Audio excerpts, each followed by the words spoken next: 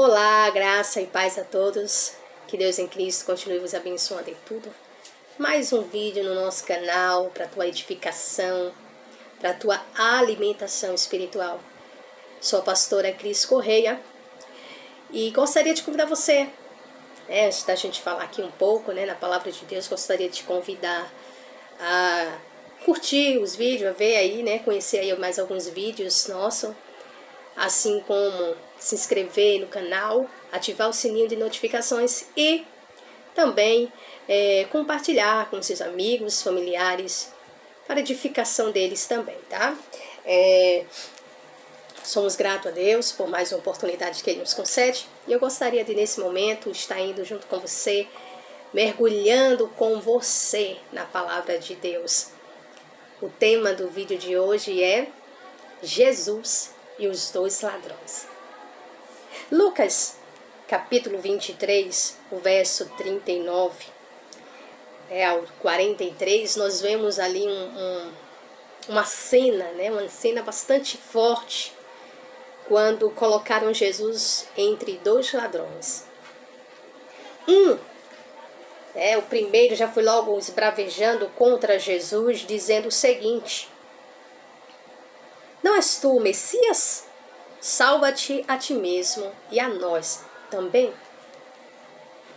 Por que Jesus foi crucificado quando ele era inocente? O que Jesus fez para ser crucificado? Não haviam motivos para ser o Messias crucificado. Nós sabemos que era o propósito de Deus, como diz a própria palavra do Senhor, que sem derramamento de sangue não haveria remissão de pecados. Uma certa feita, em uma das minhas redes sociais, eu fui questionada. Eu tenho uma posição política totalmente oposta à esquerda. E eu fui questionada quando uma outra pessoa evangélica veio me perguntar. Ela veio falar, me criticar, na verdade, pelo meu posicionamento. E ele disse assim: foi o poder político quem crucificou Jesus. E dali desencadeou uma discussão muito grande, até o ponto dele ser um pouco agressivo nas palavras. Então eu falei para ele, a minha resposta foi a seguinte: se você analisar o texto bíblico, você vai perceber que quem crucificou Jesus não foi Roma. Não foi exclusivamente o poder romano. Roma foi usada para crucificar Jesus. Mas quem crucificou de fato foram os próprios judeus. Quem pediu a condenação de Jesus foram os próprios judeus. Quem, na verdade, armou tudo, preparou tudo para Jesus ser crucificado foram os próprios judeus. Então Jesus estava ali na cruz não porque ele havia cometido algum crime.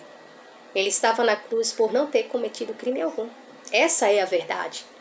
Porque eu acredito que se Jesus tivesse cometido algum crime ali, aqueles principais sacerdotes, eles haveriam até ignorado mesmo Jesus, porque eles iriam olhar e dizer assim: não, então se ele cometeu isso aí, então ele não é o Messias, porque o Messias é diferente. Então, diante disso, a gente percebe o seguinte, a gente percebe que o desejo, a gente sabia que primeiro era cumprimento das Escrituras. E segundo, a gente percebe claramente, a gente vê ali como o poder religioso manipulou ali, usando as mãos de Roma, as mãos da própria Roma, para crucificar Jesus, para condenar Jesus à morte. Quando você vai analisar o texto, você percebe que Pilatos fez de tudo. Pilatos fez de tudo para livrar Jesus, porque Pilatos sabia que Jesus era inocente. Por 3 vezes ele tenta convencer os próprios judeus de que Jesus era inocente, não tinha o porquê crucificá-lo. Então ele olhou e disse assim: então vamos fazer o seguinte, a gente açoita eles, vamos dizer assim, dar uma coça nele e libera-o. Porque ele viu, esse homem não é culpado, esse homem eu não vejo culpa alguma. Já foi para Herodes, Herodes mandou de volta para cá. Por quê? Porque ele não tem culpa alguma. Nem Herodes viu motivos aí para crucificar, para condenar Jesus a alguma coisa. Mas ainda assim os judeus queriam que Jesus fosse crucificado. Então, na quarta tentativa de Pilatos de soltar Jesus, Pilatos olha e percebe uma oportunidade. Qual oportunidade? A Páscoa estava chegando, então por costume mesmo, mediante a Páscoa, era sempre liberado um prisioneiro. Então ele viu ali a oportunidade de soltar Jesus. Diante disso, ele põe diante do povo, né? E é quando a própria multidão, né, incitada aí pelos principais dos sacerdotes, os religiosos da época, começaram a gritar, a turba começou a gritar fortemente, dizendo: crucifica o Cristo, solta Barrabás. O que Barrabás tinha feito para ter sido preso, né? Para ter sido preso, Barrabás tinha, estava sendo acusado por 2 crimes. Um, de provocar motim, e o segundo, de cometer um assassinato, né? Ele era, na verdade, um homicida. Então ele estava ali porque realmente ele era culpado. Mas aí os judeus acharam, olhando, colocando Barrabás e Jesus na balança, eles olharam e entenderam que Jesus era o que oferecia risco à sociedade.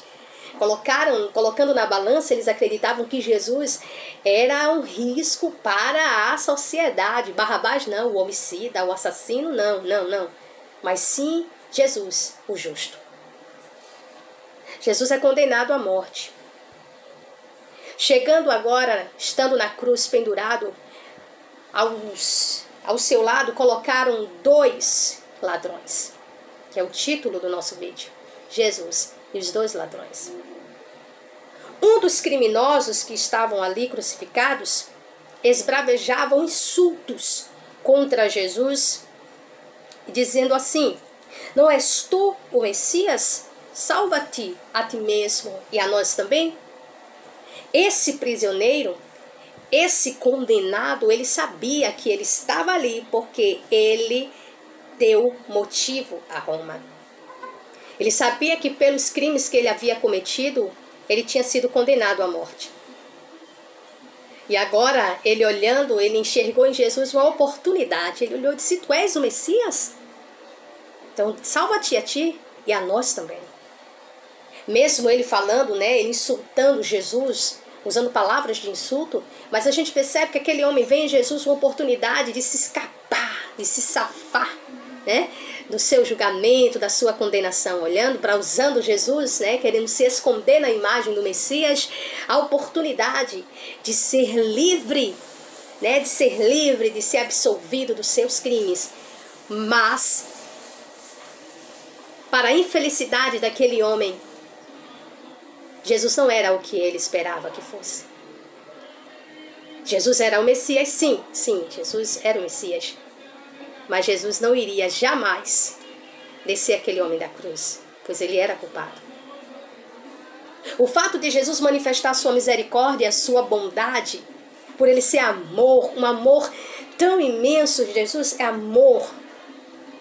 Deus, por amar o mundo, ele deu o seu único filho para que todo aquele que nele crê não pereça, mas tenha vida eterna. Jesus, na verdade, ele é puro amor, ele é o próprio amor. Entretanto, Jesus não compactua com o crime de ninguém.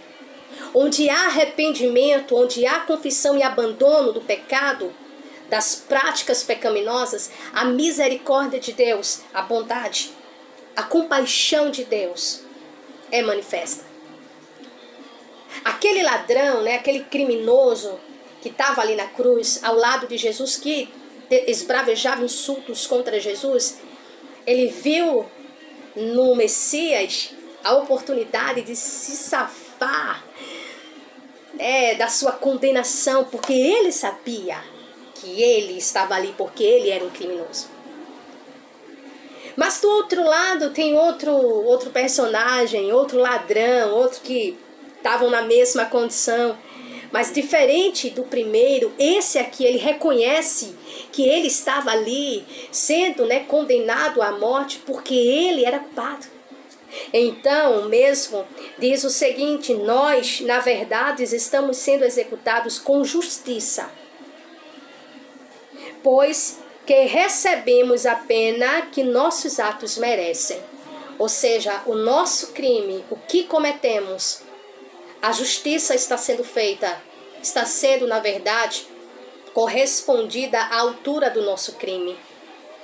Se estamos aqui é porque nós cometemos o crime. Nós infringimos a lei, nós cometemos o crime que, na verdade, segundo a lei, né, a lei de Roma, segundo a lei de Roma, a sentença é de morte. Por isso estamos aqui. Mas este homem não, este homem é inocente. Aquele homem, aquele criminoso, ele reconhece primeiro que Jesus é Deus e segundo que Jesus é rei. Então ele olhando para Jesus, ele diz assim: lembra-te de mim quando entrares no teu reino. Você está entendendo a diferença desses dois ladrões? Um reconhece Jesus, o outro não. Um se arrepende, o outro não. Um expressa diante de Jesus, ele se humilha, porque a forma que ele se dirige a Jesus, né, em suas palavras, demonstra uma humilhação diante de Jesus.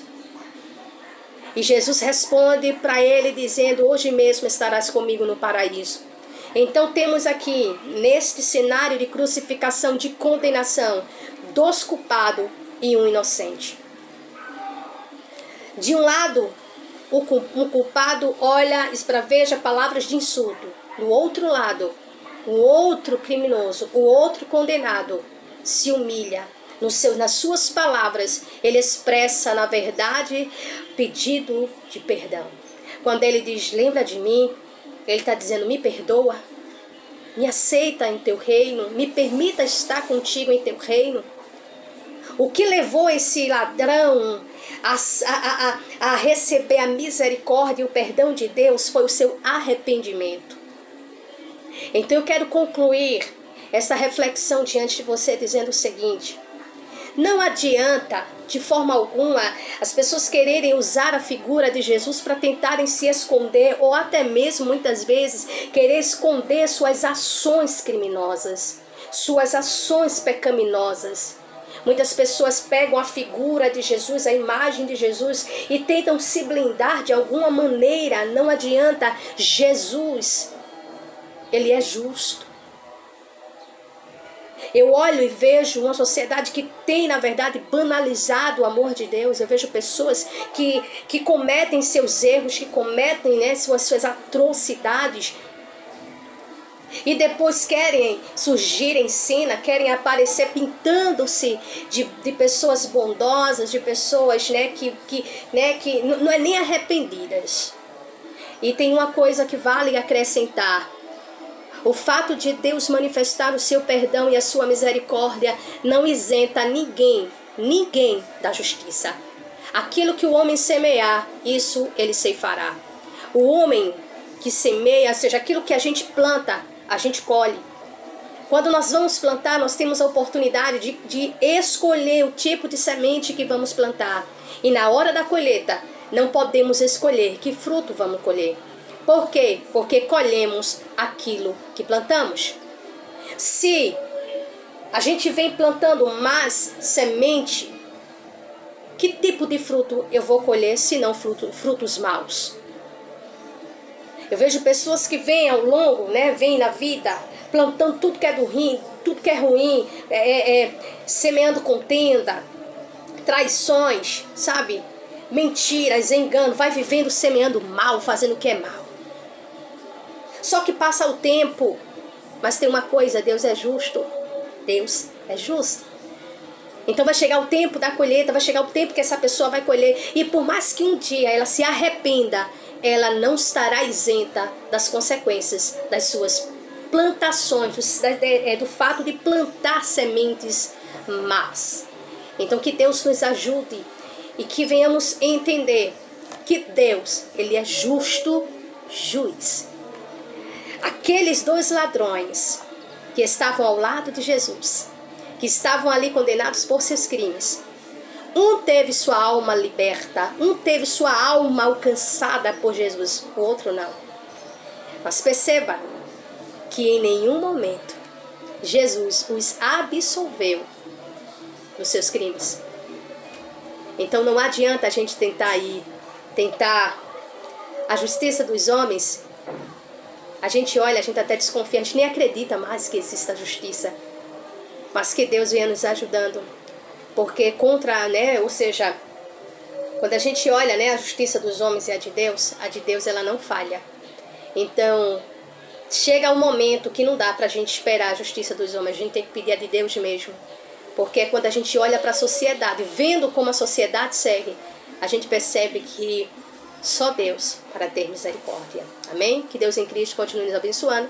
Se desejar, pode deixar aí suas dúvidas, suas perguntas aí nos comentários. E com certeza, tá, com a graça de Deus, eu vou estar aí atendendo, né? Ou respondendo aí as perguntas de vocês, ok? Então, shalom a todos.